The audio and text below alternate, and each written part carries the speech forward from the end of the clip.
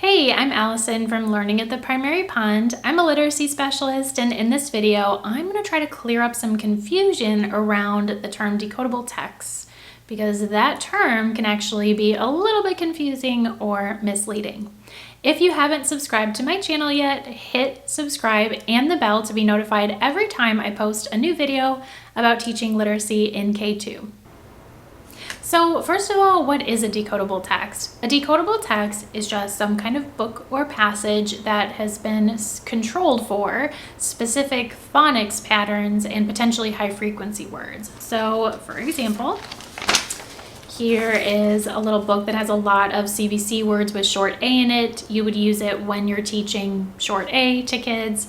And then it would also have any other sounds and spelling patterns and high frequency words that the kids have already taught. So typically decodable text will follow a scope and sequence of some kind so that they know what words to include and what words not to include. A little bit more challenging here, we have a book with OA, the long O spelling pattern here, TJ Toad in the boat. And then here's another example that's not in a book format. This is actually just a passage. It's for final blends, even has some 2-syllable words with final blends in it here. So decodable texts come in many shapes, sizes, and forms, but basically they're really closely controlled for specific phonics patterns or words with specific phonics patterns and high frequency words. You may see, okay, this book is for teaching SH, or this book is for teaching, diphthongs, depending on what kind of books you're using. All right, so I would love to know right now if you use decodable text in your classroom. If you do, type yes in the comments, and then also I would love to know what grade you teach.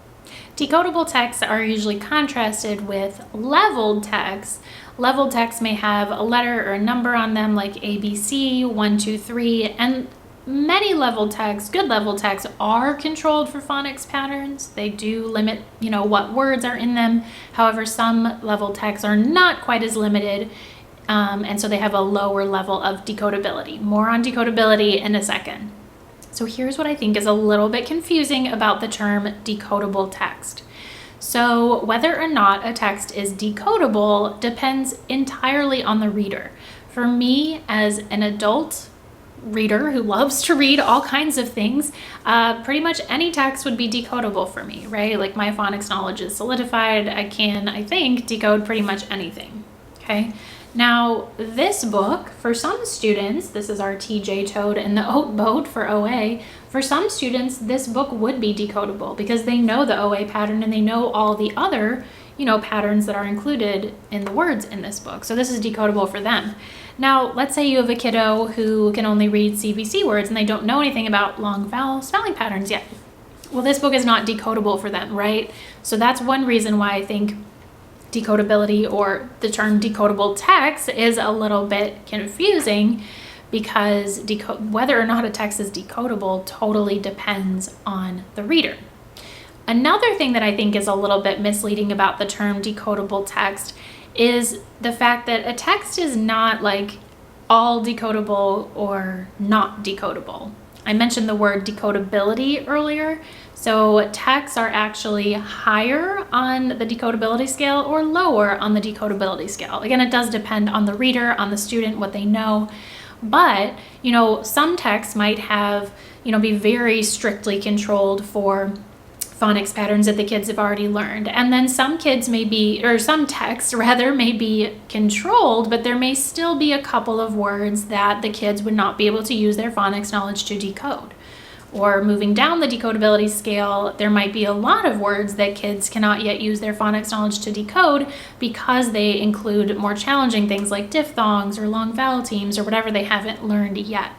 So a text technically isn't decodable or not decodable. It's really kind of like a spectrum and a scale. And text can be more decodable for certain readers or less decodable for certain readers. Now, if you have a text that's not considered decodable, that doesn't necessarily mean that your students can't read it or that you shouldn't use it. What you want to do is read the text before you give it to a group of students or to a student. And you want to ask yourself, okay, based upon what I know about this group of kids' phonics knowledge, like how many of these words are they going to actually be able to decode?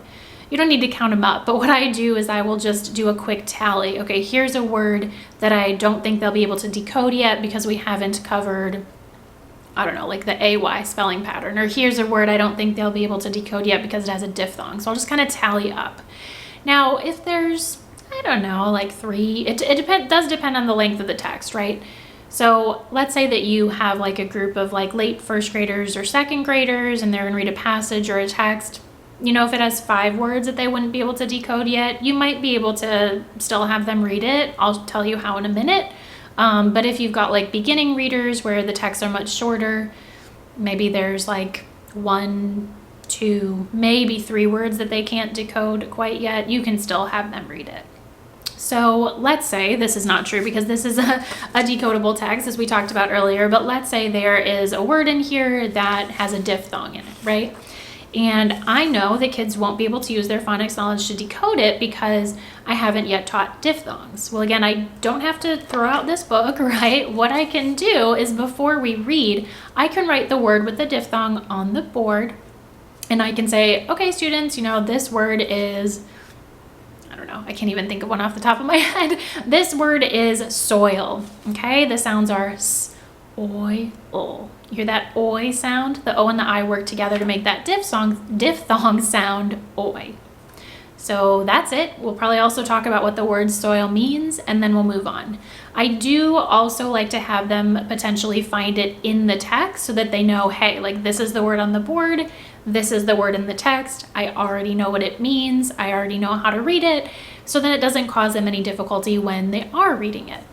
So that's one way of supporting kids with the words that are not decodable based upon their current phonics knowledge or their current decoding abilities.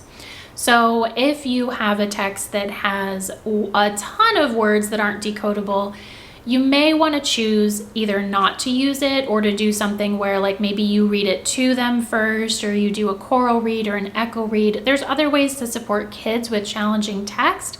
But if you have a book with a lot of words that the kids can't decode yet, I would not necessarily just hand it to them and say, go for it, right? We want to give some type of support so that they can use their phonics knowledge and be successful with it.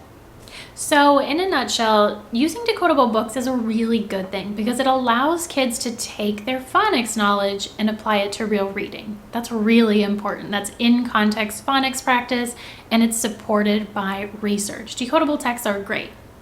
However, if you have texts that aren't decodable, it doesn't mean that you can never use them. It means that you want to look critically at them and ask, okay, which words aren't decodable and is there a small enough number of these non-decodable words or words that this group of kids can't decode yet?